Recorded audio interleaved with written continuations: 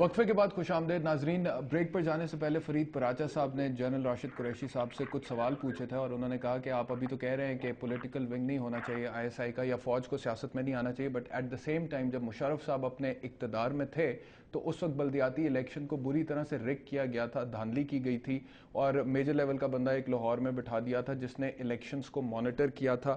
اس کے علاوہ بھی انہوں نے اکبر بگٹی کے حوالے سے بات کی، لیکن آپ اس کا جواب دے دیں.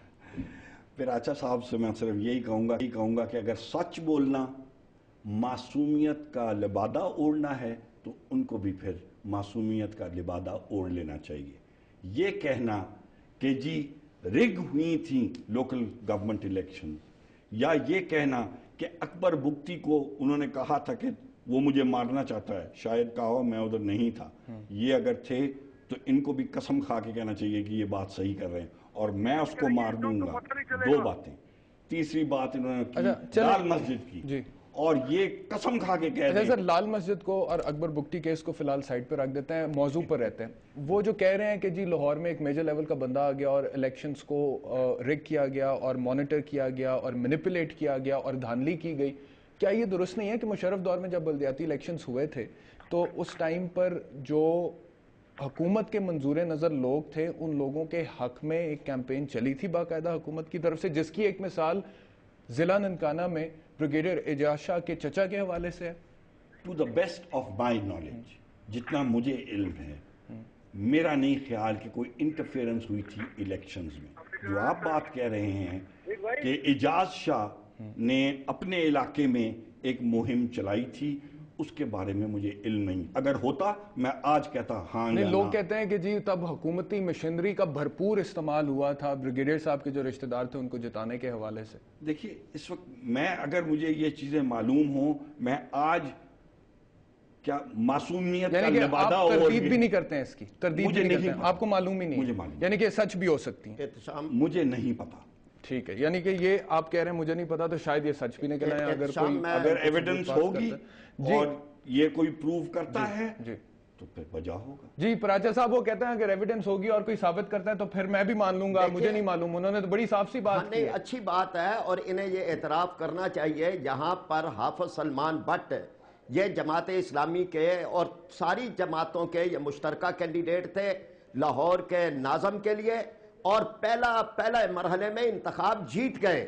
اس کے بعد میجر سیف جس نے لوگوں کو بلا کے، میں نام لے رہا ہوں، بلا کے پھر ان کے ووٹ توڑے اور اس کے بعد انہوں نے حافظ سلمان بٹ کو ہروایا اگلے مرحلے کے اندر. اور یہ آپ کا موقف ہے، ہم اس کے اوپر کسی اور دن پروگرام کر لیں گے، لیکن کیونکہ وقت تھوڑا ہے مجھے آپ سے ایک سوال پوچھنا ہے. یہاں بیٹھ کر ابھی آپ نے جنرل صاحب پر، مشرف صاحب پر، فوج پر اور فوج کے سیاسی کردار کے اوپر بڑی کڑی تنقید کی اور آپ نے کہا کہ بالکل بھی ایسا نہیں ہونا چاہیے.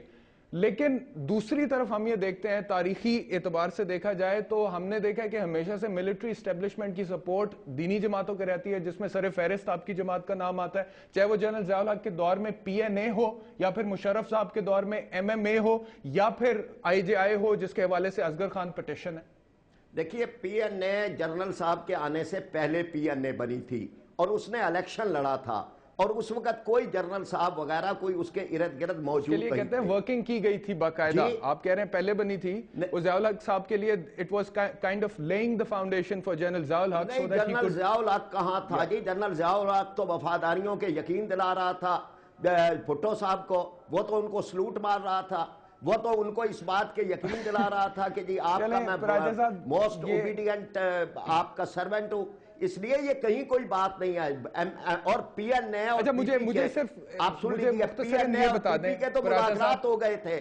اور آپ لوگوں کے فوج سے ملٹری اسٹیبلشمنٹ سے تعلقات نہیں رہے ہیں اپنی سیاست کے لیے؟ وہ لوگ آپ کو یا آپ لوگ انہیں استعمال نہیں کرتے رہے ہیں ماضی میں؟ قطعاً نہیں.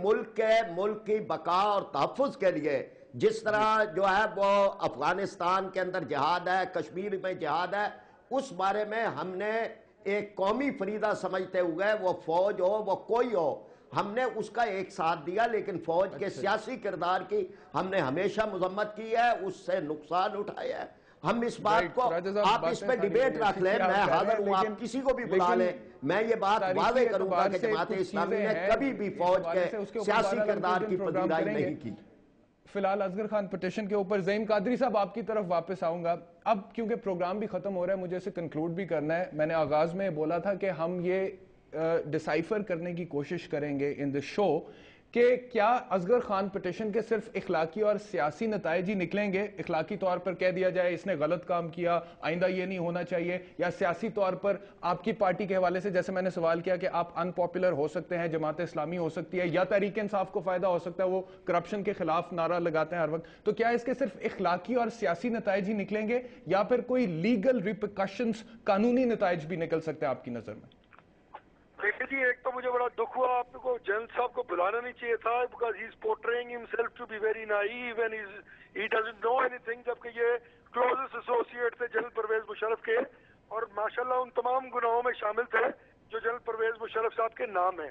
دوسری بات آپ نے کی کہ اس کی پولیٹیکل امپلیکیشن کیا ہوگی, تو تحریک انصاف اگر یہ بات کر رہی ہے کہ اس پٹیشن کو کھولا جائے جو کہ کھل چکی ہے, فیصلہ بھی سامنے آ جائے گا, ان کے بارے میں بھی سب کو پتا ہے کہ اس کو کس نے آنکھ ماری تھی. اچھا ٹھیک ہے ذکر کر رہے ہیں قادری صاحب, I am sorry I have to cut you here because I have to take a break, I am very sorry, I have to take a break. Break سے واپس آؤں گا, گفتگو کا آغاز کیجیے گا اس وقفے کے بعد.